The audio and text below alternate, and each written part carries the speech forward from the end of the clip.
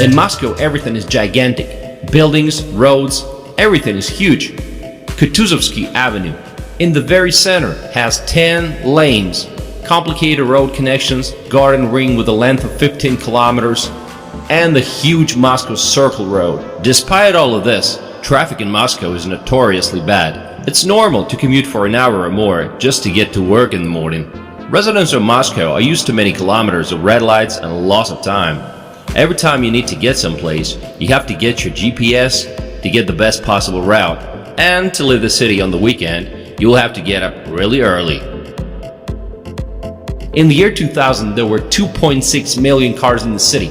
Then in 2012, already 4.5 million. And every year the number of cars grows by about 4%. Moscow has the best roads in Russia. Today, car sharing and bicycle sharing gained huge popularity. You won't be able to ride a bike all over the city, but the situation is changing for the better and more areas are open for cycling. The main transport of Moscow is the subway, or the metro as they call it here. Metro in Moscow, along with a monorail road, has 214 stations. And they're putting a lot of effort to build new ones. How many more stations do they need, you ask? You know, if you look at tiny Oslo in Norway, it has 101 metro stations for a population of just 500,000, so it's clear that there's room for growth. They're planning to introduce 40 more new stations in different parts of the city by 2020. Daily metro ridership is more than in New York or London. Moscow is always action-packed. Everybody's in a hurry, and lots of places work 24/7.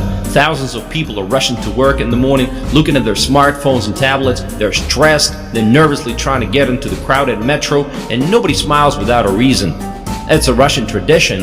It's considered awkward.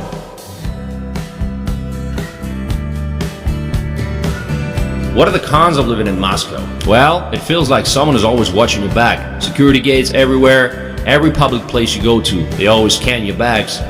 Housing prices. For a typical Russian with an average salary, it's going to take decades to save up for a modest apartment. There's a tough parking situation. The city is huge and some friends don't see each other for months. For many, just to get out to the city center on the weekend is an accomplishment. In 2012, the city integrated southern western territories. The so-called New Moscow was formed. The huge city is just getting bigger.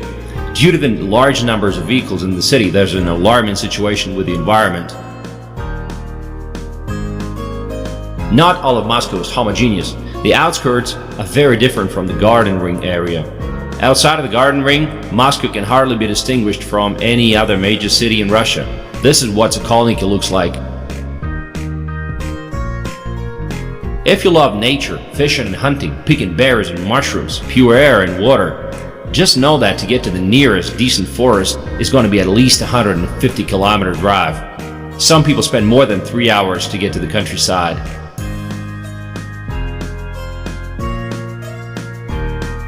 Moscow attracts the brightest, the most talented and ambitious people from all over Russia. You get used to the rhythm, you move fast, you do 10 things at once. And those who get used to this rhythm are unlikely to like it anywhere else. In general, Moscow, just like any other major city, is what you want it to be. The city adapts to you. You want a party? Sure, come get it. You want to have the cultural part of Moscow? Sure, why not? You want to build a career? Go for it. The cost of real estate in Moscow is all about location. The price per square meter varies from $2,000 on the outskirts to $6,500 in the center. Housing in the center can cost impressive amounts of money. There is a so-called golden triangle, where even an old babushka's one-bedroom apartment can cost you more